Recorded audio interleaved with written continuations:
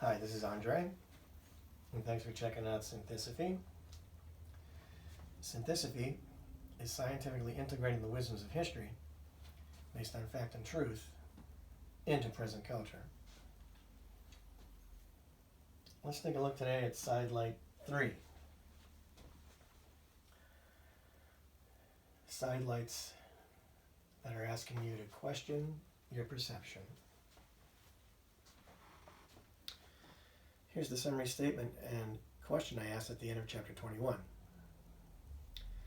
So is it the Homo sapien warrior ethos and the sense of belonging to a tribe that now overcomes our narrow reality? There was only one tribe that was able to dominate the world with its tribal and warrior ethos. Now this warrior ethos and sense of belonging to a tribe overcomes all reason and logic. That tribal instinct then creates different tribes within the entire country. The two main political tribes we have now are the far right and the far left, fighting each other with hatred and vitriol. Where's our narrow reality as a nation to let this tribal polarization happen? The answer to where our narrow reality lies as a nation can be answered by an old Indian folktale, The Blind Men and the Elephant. When I say Indian, I mean from India and the Indian subcontinent, as we can see here,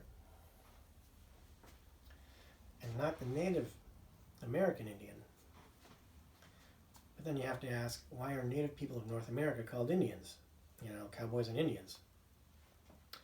That is because when Christopher Columbus left Spain and sailed across the Atlantic Ocean in 1492 and landed in what is now Hispaniola, an island in the Caribbean, he thought he had found a shortcut to India and the Spice Islands. So when he met the natives on the island, he called them Indians. When Columbus returned to Spain, he told everyone he had discovered a shortcut to India and the Spice Islands, and that he had spoken with Indians. From that point onward, the term Indian stuck in European language. Even after additional voyages, and especially one by Amerigo Vespucci in 1501-1502, when Vespucci demonstrated that Brazil and the West Indies were not India and the Spice Islands, but a separate continent, which was then described as the New World.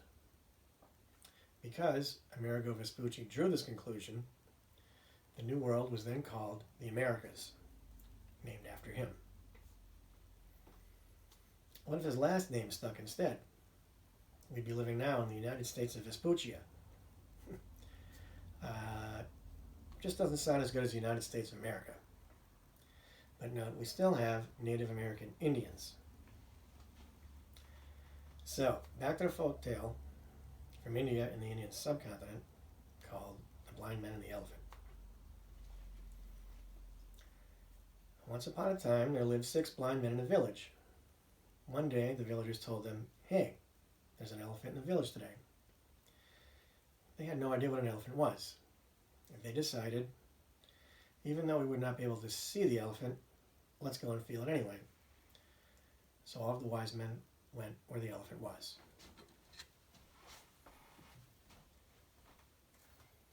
And here they are. Every one of them touched the elephant. "Hey, the elephant is a pillar," said the first man who touched his leg. "No, it's like a rope," said the second who touched the tail.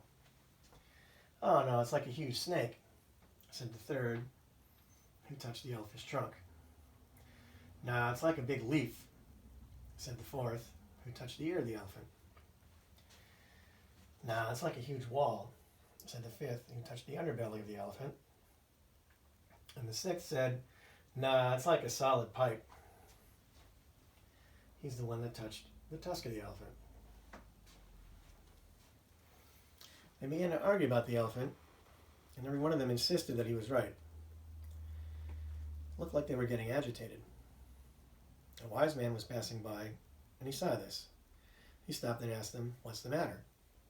They said, "We cannot agree on what the elephant is like."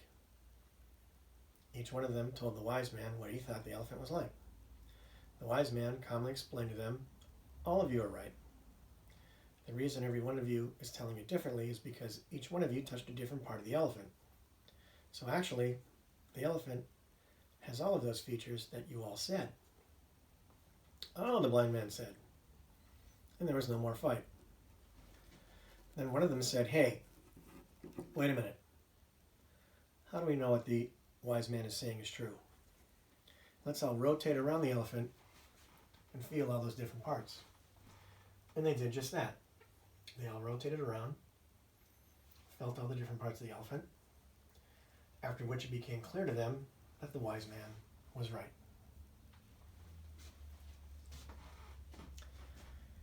Here's an updated version of this story, as it might apply to Democratic and Republican politics in the late 20th century at the end of the Industrial Revolution here in the U.S. Once upon a time, there lived two blind men in a village. One day, the villagers told them, hey, there's an elephant in the village today. The blind man had no idea what an elephant was. So they decided, even though we would not be able to see it, let's go feel the elephant anyway. So they went to where the elephant was. And here they are. The first man touched the trunk and ears of the elephant and said, this elephant is really flexible. It's like a snake or a huge leaf. The second man touched the tusks and legs. He said, no, it's very hard, like a solid pipe.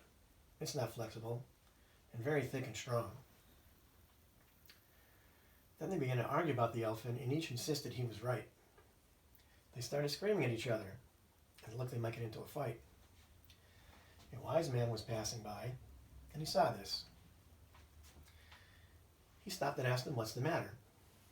They said, we cannot agree to what the elephant is like. Each one told him what they thought the elephant was like. The wise man calmly explained to them, you are both right.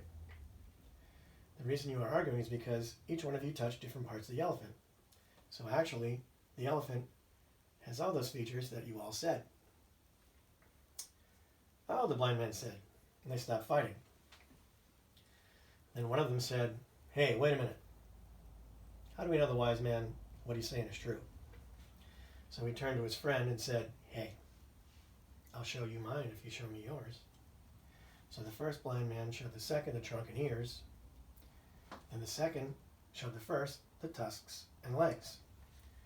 And then they both said, yes, the wise man was right. And here's the modern version of this story, as it applies to politics right now, at the beginning of the 21st century, in the digital revolution and the information age, here in the U.S., particularly in light of mainstream and social media, i.e. the wise men, and the far and ultra-left versus the far and ultra-right. Once upon a time, there lived two blind men in a village. One day, the villagers told them, hey, there's an elephant in the village today. They had no idea what an elephant was. So the two blind men decided, even though we would not be able to see it, let's go and feel it anyway. So they went to where the elephant was.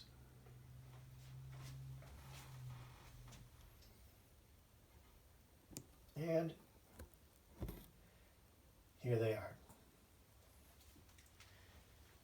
The first man touched the trunk and ears and said, the elephant is really flexible. It's like a snake or a huge leaf. The second man touched the tusk and legs. He said, no, it's long and hard like a solid pipe. It's not flexible and very thick and strong. They began to argue about the elephant, and each insisted he was right. They started screaming at each other, and it looked like they might get into a fight. A wise man was passing by, and he saw this. He stopped and asked, what's the matter? They said, we cannot agree to what the elephant is like. Each one told the wise man what they thought the elephant was like. The wise man said, I see what you are saying.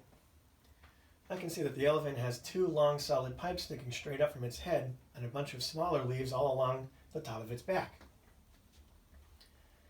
The first blind man said to the second, "See, I told you, the elephant is really flexible, like a leaf."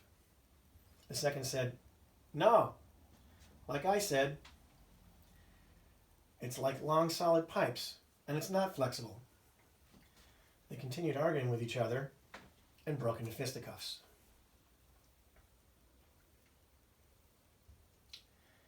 A second wise man was passing by and saw this. He stopped the fight and asked them, "What's the matter?" They said, "We cannot agree to what the elephant is like." Each one told him what they thought the elephant was like. The second wise man looked at the first wise man and then said, "Wait 1 minute. I think we may be able to help you settle this argument."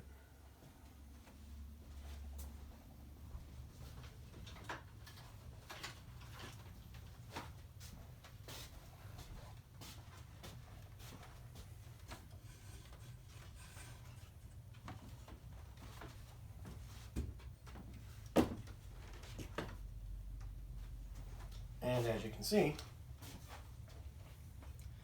the second wise man came back with a ladder.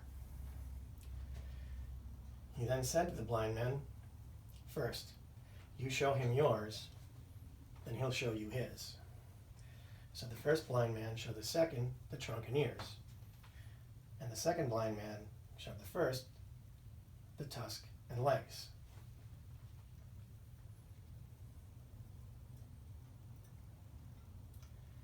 Then the second wise man set the ladder so that the blind man could go up and touch the top of the elephant. The first went up and said, "All I feel is the skin of the elephant. There are no leaves up here."